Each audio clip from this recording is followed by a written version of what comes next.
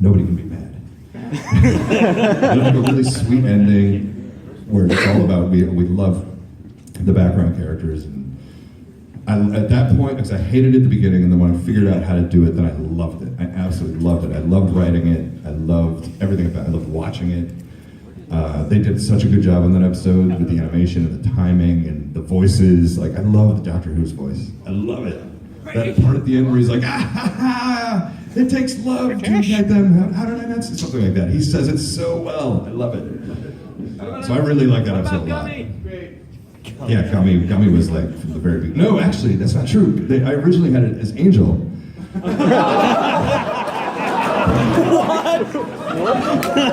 It's a good note. Hasbro was like, I think it would be funnier if it's Gummy. And I'm like, yes, it would.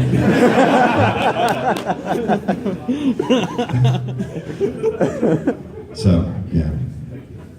And I'm sure that's the other thing, is there's so much fanon that I'm like, I am sure what I'm doing here is going to be stolen from somebody. You guys have created everything already, you know? There's nothing left for me to create, so I knew it was going to happen, but what are you going to do? For anyone that doesn't know, that version of Doctor Who was actually Peter New. Yes. Yeah. Yep. He killed that voice. He did it so well. And he added Allons-y. I don't know Doctor Who, and he added that in. So, more of a Brony connoisseur than a fan. I've never done the fandom before until now. I'm wondering, how did the episode of Equality Town start? Did you sit down and like go, I want to write an allegory about communism? Communist! No. It was very far in process when I came on. They brought me in to do season 5, weirdly, where certain episodes were already underway. Like the premises through the Smooth episode were already approved and being written. And the Cutie Map episode just wasn't very good. It wasn't really working. It had Spike in it, and I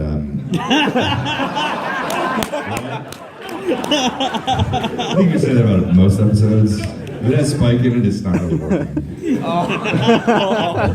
No, Spike was the problem with Spike being in the episode was that it was a whole nother. There's already 6 main characters plus Starlight plus the 3 new Towns ponies plus all the others around. There was and you're going to a whole new location. There were just so many moving parts to the episode that having Spike there too, it was just like there is too much to do. There's too much happening. There's not enough room for this script to just like breathe. So I cut him out, and I know there's a lot of Spike fans. Sorry, Marjan. I know there's a lot of Spike fans here. But I was like, Spike's going to stay at home, and he's going to do bro stuff with Big Mac. So they were actually going to do a Changeling War reenactment. That was my first draft. It was too much of an inside joke, so they cut it out. So I cut Spike out, and I just kind of streamlined the whole thing, and I added in all those little like the messages that come out of the shack. I love that part. But I gotta say this, even when I finished the episode, I was like, this is not a good episode. It's just not good. Starlight doesn't really have much personality, and I don't know, it just doesn't work. And then I saw it, and I was like, oh, it's really good. I was blown away. I was really surprised that it was good. And Kelly did such a nice job on that character. Like, she really added so much depth to what Starlight was doing. So that's one where I was way more impressed with the finished product than what I had written. Okay. Hey, Mr. Larson, I was curious to know, have you ever compared maybe FIM to another show you liked maybe as a kid? Because over the course of, let's say, 7 seasons, I've actually made a lot of comparisons with Friendship is Magic to a show you may know called Thomas and Friends. Oh, God. I do know. Just fans. Yeah, I think like it's a common thing, right, to have a group of friends and they're learning about friendship because that's what kids learn about. I don't know. I'm so old. I can't remember what I used to watch.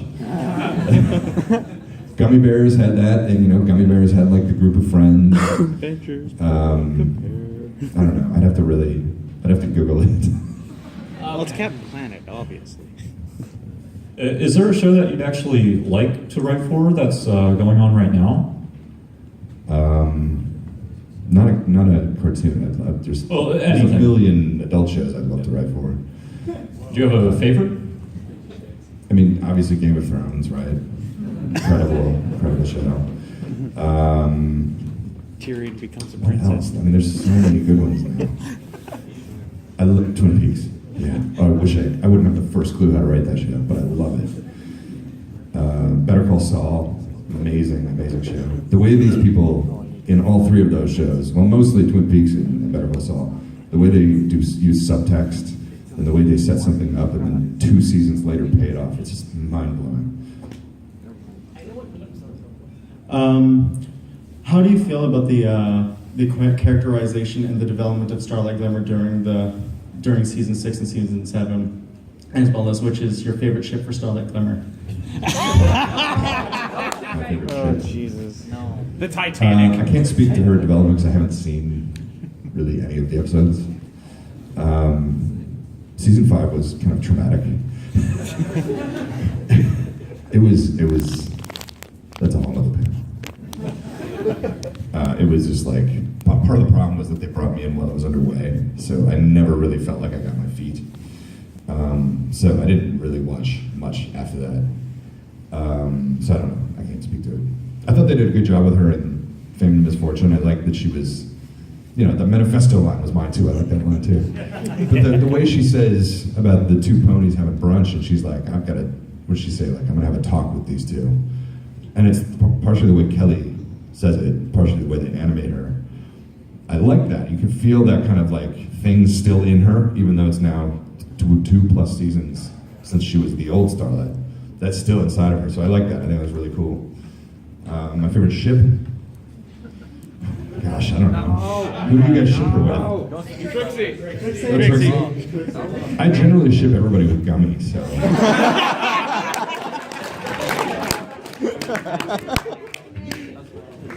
Gummy. You're all gonna think about it and you're gonna realize I'm right.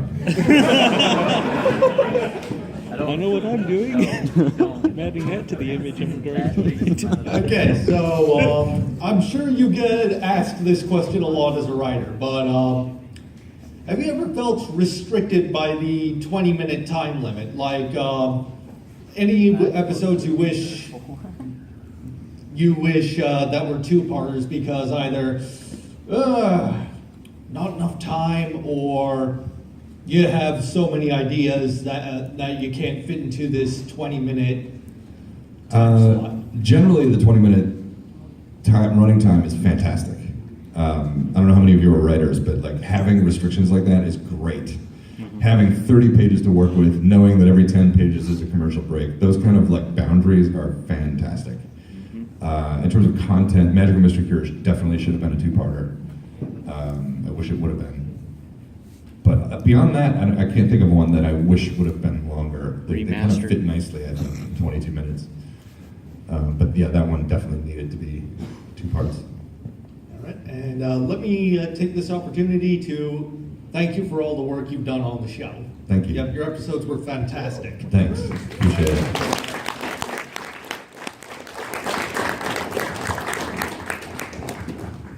Hi, so I was here a few years ago and asked Jason and Big Jim this question, and they said to ask you. So my question is, in Magical... Who's my favorite director? In Magical Mystery Cure, the cue mark spell happens, and Twilight's freaking out, and Spike suggests using the memory spell from when Discord was there, and Twilight responds, it's not their memories, Spike, it's their true selves that have been altered. And I've never understood that line, because Rainbow Dash doesn't remember she can kick clouds, and Fluttershy doesn't remember she's good with animals. It's again hard to talk about because that episode is not what I wrote. I didn't have Star Swirl, the Bearded, in my episode at all. I mean, I've said this a million times, so I'll give you the short version. The one that I wrote, it's basically the same as what aired, but with some pretty significant alterations. Like the one that I wrote, a giant crate shows up at Twilight's house. It has a note that says, "My faithful student Twilight, you're ready for the next step in your training. Like, you're doing great and you're ready for the more higher level magical items that are in this crate, and I'm gonna come tomorrow and I'm gonna open this with you and show you what's in here. And then Twilight's like, I can't wait, I gotta know what's in there. It's Pandora's box. She opens the box and that's what releases the spell. And then she's like, Spike, you gotta tell Celestia, we gotta fix this. He writes to Celestia, she writes back, my faithful student Twilight, what have you done? So the whole idea is that Twilight has to fix something that even Celestia can't fix. And that idea kind of got dropped from the episode. Because it's like, she's gotta earn this like ascension in this episode. She's gotta do something pretty spectacular. And in my script she did something even Celestia didn't know how to do. And that's why she kind of moved on to the next level. And that kind of got lost a little bit in the rewrites, and that line I didn't write, so I don't know. I don't know who rewrote it, but somebody did. So I don't know, it's a hard episode to talk about, because I really like that episode actually. I'm a big fan of that episode, but it's also like, I didn't do that, kind of did that, but not really. So, and I'll tell you this, Rainbow Dash getting her cutie mark for the weather, that was 100% my mistake. That was entirely my mistake. And fans were like, she didn't get it for that, she got it for speed. And I was like, oh, right. You're absolutely right. I just messed that up. I totally messed that up. So that was my fault. That was my mistake. Oh, who cares? Thank you. It's the only mistake I've ever made on this show. Just to make sure we end on time, we're going to cut it at who's standing right now. So. Hi, can I just ask you to hold this and let me take a picture of it? Sure. Where did you get that? Look at this thing.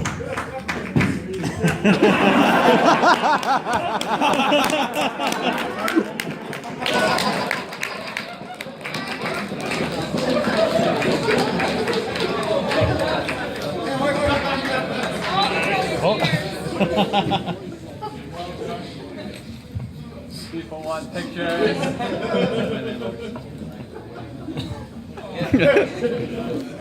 I do like making him cry.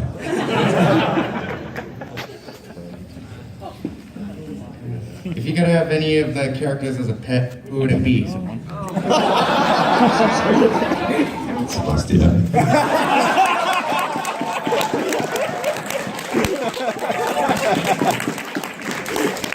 That's pretty easy. I love Celestia.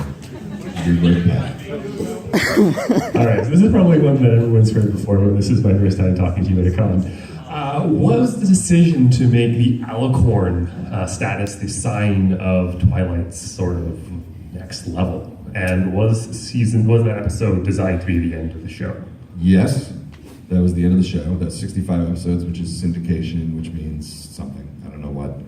It means they can replay them and make a whole bunch of money. And you basically, with a TV show, you don't have to make past 65 episodes because I don't understand it, but yes, that was supposed to be the end of the show. That's why the season was in half. And that was the end of Twilight's mission, right? She learned about friendship to the point where she was able to change magic, and then she ascended. And again, it wasn't my idea. Oh, wow, look who's here. What the? Oh my goodness. What's up, dude? Dusty.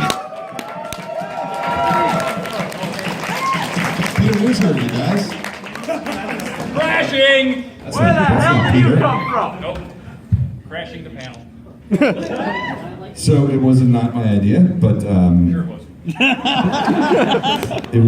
it was the end of the show, so it was supposed to be, because a lot of the criticism then was like, well, where is it going to go from here? What happens now? Now she's like, she's finished her quest, and I'm like, I don't know. That was the end of the show. Good luck, Megan. Yeah, story arcs and things. Arcs. Yes. And now we needed another Twilight because Yes. Twilight's arc was done. There should just be new Twilights. Make Twilight 2.0. They should literally have just season 1, episode 1 Twilight show up at the show now and just start over. We did. That's why Kelly Sheridan has a job. She's still called Twilight. She's still called Twilight Sparkle. Yeah, that would. In the Twin Peaks version of this show. I'm thrilled with this. Somehow find a way to make this real. Every season there's a new Twilight. So we did that because we had Sunset, and now we have Starlight, and now we have season 8 coming. We have a movie, right? The movie's here with sea ponies. With sea ponies, sea pony hippogriffs. So maybe we'll have Princess Skylar turn into a pony and then become, season 8's awesome princess. No? We'll see. We'll see. Yeah? Am I poking your brain a little too hard? So I just wanted to say that I love Discord. And I love the way you have written him so much that we named our cat Discord, and he lives up to his name. That's awesome. So my question is, do you have a favorite scene for Discord that you've written? I only wrote him in that episode. But in that one episode, do you have a favorite scene? Yes. Let me think. That was a long time ago. I mean, it's not a scene, but I love when he says, "Discord rules, Celestia's rules." I love that. I think it's so petty. I really like all the little individual moments in the labyrinth. I think it's kind of creepy and dark and funny. And the Applejack one I like quite a bit, with the piles of apples. I think it's really cool. I like when he gets super frustrated with Fluttershy, and he can't corrupt her. So he's like, "Oh, forget it," and he just snaps. I like that scene a lot. And also, I just was wondering, what's the name of your book series? It's called Pennyroyal Academy. Okay. And the other number 3 is out now. Came out Tuesday. Is it written under your name? It's M A Larson, because I like that better than my actual name. Okay, so you already answered part of my question, but so what's your opinion on Alicorn Twilight?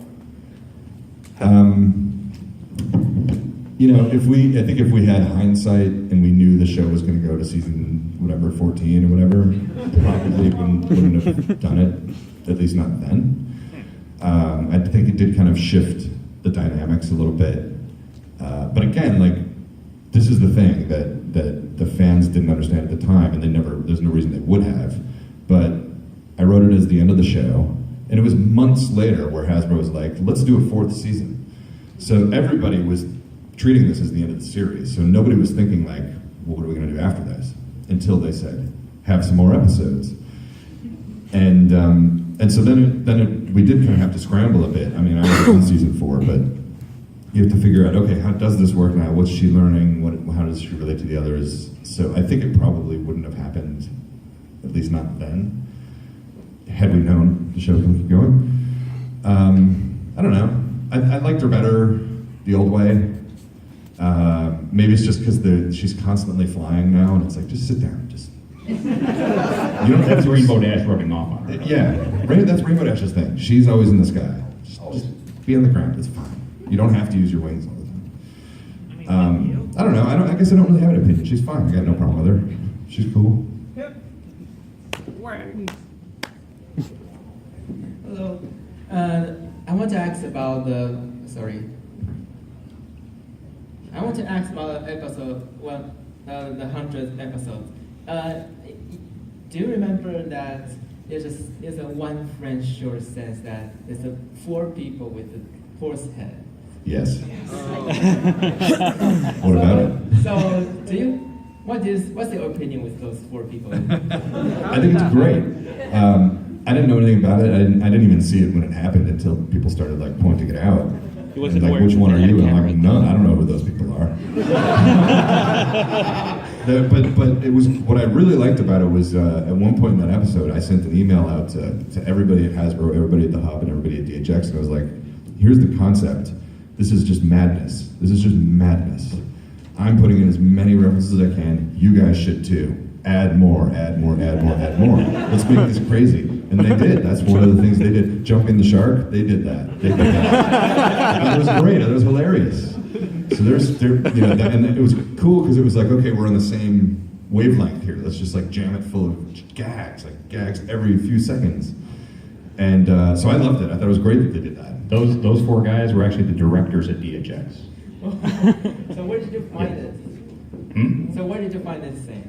The masks? The masks? You can find them at any Halloween store when Halloween comes around. They sell them everywhere now. We made it a thing. We made it a meme. They sell them everywhere. you go down to Hot Topic or you go down to Spencer's and they're like right there. They make rainbow ones now. Okay, thank you very much. Thanks. I think they're really disturbing. You're not the only one. A few questions. How did you get started with MLP in the first place? Question 2, out of all the episodes you've written, which and worked on, if you had to pick one out of all, like, I don't know, maybe like 100 episodes, which one would be your number one favorite and why? And 3, do you still watch the series? I don't watch the show. I catch one every now and then. It's hard to watch because it's like I wish I was still on it. I wish I was still doing it. I wish I was still writing the episodes. But you just finished a book series. Yes. And you need a job. I don't need a job. I'm going to get to that in just a second. I'm going to answer his questions in reverse order for a reason. So no, I don't really. I've seen one every now and then. I saw the Perfect Pair one, which I thought was really sweet. I catch them every now and then, but I don't watch it regularly because it is kind of like, I wish I was still. I missed this. I love this. Favorite that I've written. I love them all. I really do. Like probably Return of Harmony, just because it was a two-parter. It was such a special character with Discord, and I was so pleased that I got to do it because I didn't know Lauren that well, and just the fact that she gave me that one to do, I was like, it was pretty cool. And you got to write for John Delancey. I got to write for John Delancey. Amazing. And it's fun. It's like I really enjoy the dark. It's such a fun, charming episode, but it's got that real undercurrent of darkness that I really like. I don't like the show to be dark, but it's like a really nice little undercurrent in that episode. I wouldn't say that episode's dark, but it kind of has that thing going on. And then how did I get into it in the first place? I saved that for last because I worked with Lauren on Foster's Home for Imaginary Friends. I wrote one episode and then the show got canceled, which is a total coincidence. But I had so much fun working on that show, and the episode turned out really well. And then a mutual friend told me that Lauren needed writers on My Little Pony, and I was like, I really don't want to write on that, but I love working with her, and I'll check and see. So I emailed her and I was like, hey, do you need anybody? And she's like, yeah, come on in. And then I wrote 3 episodes before I even saw any of the animation.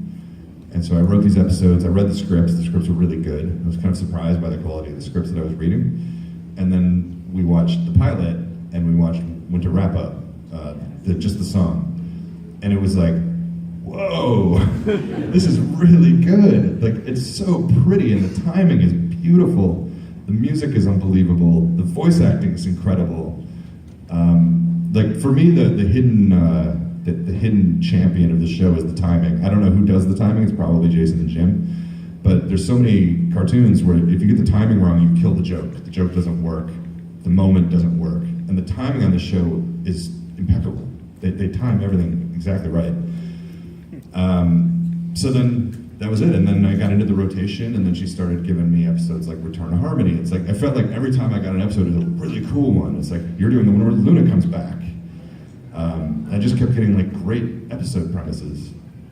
So yeah, and I'm working with her again right now. She has a new show, and I'm the head writer on her new show. So, which you can't tell us about. Well, it's been announced. Yeah, it's been announced. It's in the trades. She's doing DC Superhero Girls. Oh, Superhero Girls. Yeah. So I'm the head writer on that now. All right, well, Mr. Ingram, thank you very much for answering my questions, and I don't think without you, I don't think the board committee will be what it is. So let's give it another hand. I didn't know you were so good at music. Take the mask off!